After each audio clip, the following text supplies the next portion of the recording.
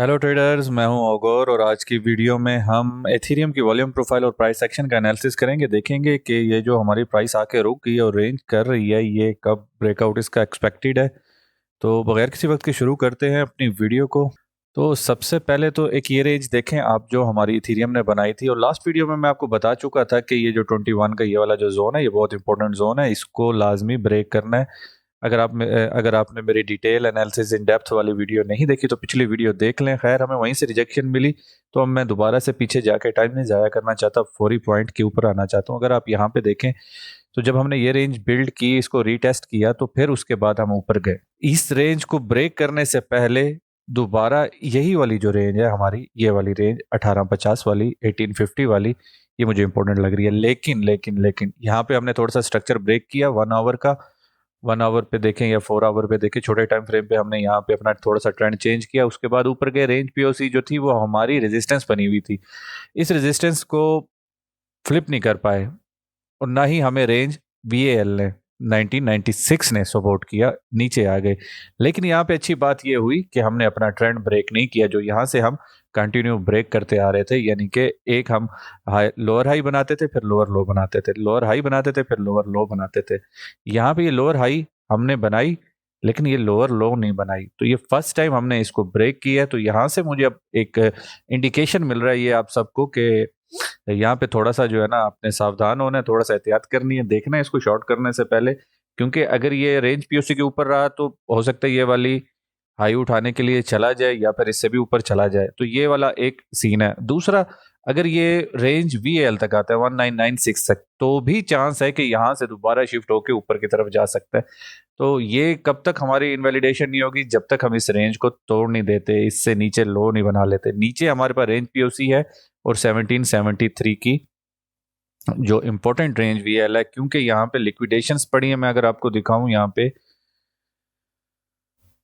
Lower time frame के ऊपर, यहाँ पे हमारा ओबी भी था जिससे हम रिजेक्शन हमें देखने को मिली। ये मैंने ग्रुप में पोस्ट किया हुआ था। अगर आपने ग्रुप नहीं ज्वाइन किया अभी तक, हमारा ग्रुप ज्वाइन कर लें, जहाँ पे मैं ये चीज़ें रेगुलर अपडेट देता रहता हूँ। यहाँ पे देखें, ये हमारी लिक्विडिटी पड़ी है जो हमने अभी तक नहीं उठाई, और ये हमारा लास्ट नोड है जो एसएफपी है।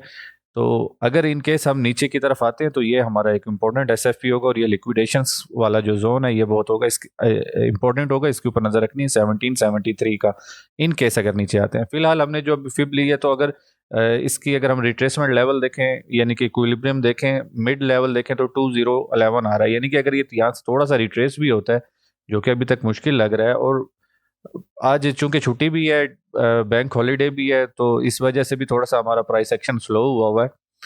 तो इसको अगर यहाँ तक भी आता है तो एक अच्छी रिट्रेसमेंट हो जाएगी 2011 तक, और यहाँ से ही दोबारा ऊपर की तरफ चला जाए, ज़्यादा बेहतर हो जाएगा।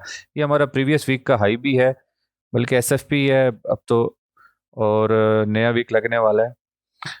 और इसके अलावा ये बहुत ज़रूरी, इसकी हाई है, ये वाली जो हाई है, इसको ब्रेक करना बहुत ज़रूरी है। इसके बगैर ऊपर नहीं जा सकते। तो 2140 के ऊपर एक तो आपने नज़र रखनी है, दूसरा यहाँ पे 0.5 के लेवल पे नज़र रखनी है, तीसरा यहाँ पे लिक्विडेशंस के ऊपर नज़र रखनी है। एथेरियम के हवाले से ये तीन चीज़ें इंपॉर्टेंट हैं।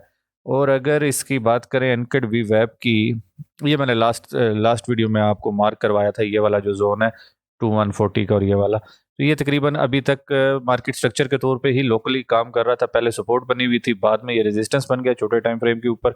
यहाँ पे एक हमारा H4 का ओबी था, तो ये ओबी से हमें उसके यानी कि स्टार्ट से ही बाउंस मिला, जिसके बाद हमने ये स्टार्ट किया। तो अब अगर एक दफ़ा मैं सारी चीज़ें आपको, रेंज भी और लोअर टाइम फ्रेम की चीज़ें भी आपको एक ही दफ़ा खोल के दिखा दूँ, तो फिर आपको आइडिया हो जाएगा कि मैक्सिमम कन्फ्लुएंसेस कहाँ पे आ रहे हैं। तो ये कन्फ्लुएंसेस यहाँ पे आ रहे हैं कि एक ये लिक्विडेशंस है, यहाँ पे हमारा ओबी पड़ा है, रेंज वीएल है, ये एसएफपी पड़ा है हमारा, प्लस यहाँ पे रेंज वीएच पड़ा है। और इसके अलावा जो है वो हम रेजिस्टेंस के पास हैं, तो बेहतर है पुल बैक का वेट करें, या फिर यहाँ पे आने का वेट करें कि ये लिक्विडेशंस उठाए, और उसके बाद हेल्दी एक अच्छा हमें पंप ऊपर की तरफ देखने को मिले। लेकिन उसके लिए अगर ये लिक्विडिटी उठाता है, तो उसके लिए हमारा पहला टारगेट जो होगा वो देखना होगा कि हम रेंज वी एच से निकल पाते हैं, फिर उसके बाद दूसरा रेंज वी एल के अंदर हम आ पाते हैं या नहीं आ पाते। ये बहुत ज़रूरी चीज़ है कि आप इस चीज़ को जहन में रखें कि यहाँ से हमने लिक्विडिटी ग्रैब की, और लिक्विडिटी ग्रैब करने के बाद हम दोबारा से इस रेंज में इंटर हो पाते हैं या नहीं हो पाते, फिर हमारा सफ़र जो है वो ऊपर का शुरू होगा। तो मुझे एक यहाँ पे जो अभी मौजूदा रेजिस्टेंस बनी हुई है, हमारी जो रेंज VH और SFP है, इसको हमें एक पावरफुल कैंडल के साथ तोड़ना है अगर हमने 22 से भी ऊपर की तरफ जाना है और 23 के पास जाना है कहीं पे। तो इसी तरह की एक पावरफुल कैंडल चाहिए 4 आवर के ऊपर जो फुल बॉडी के साथ लेके जाए और इसको रेजिस्टेंस को तोड़े।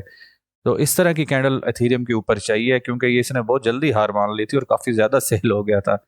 तो एथीरियम के अंदर अभी तक के लिए इतना था, और नेक्स्ट वीडियो में मिलते हैं। अगर आपको ये वीडियो पसंद आई है, हेल्पफुल लगी है, इन्फॉर्मेटिव लगी, तो वीडियो को लाइक करें, दोस्तों के साथ शेयर करें।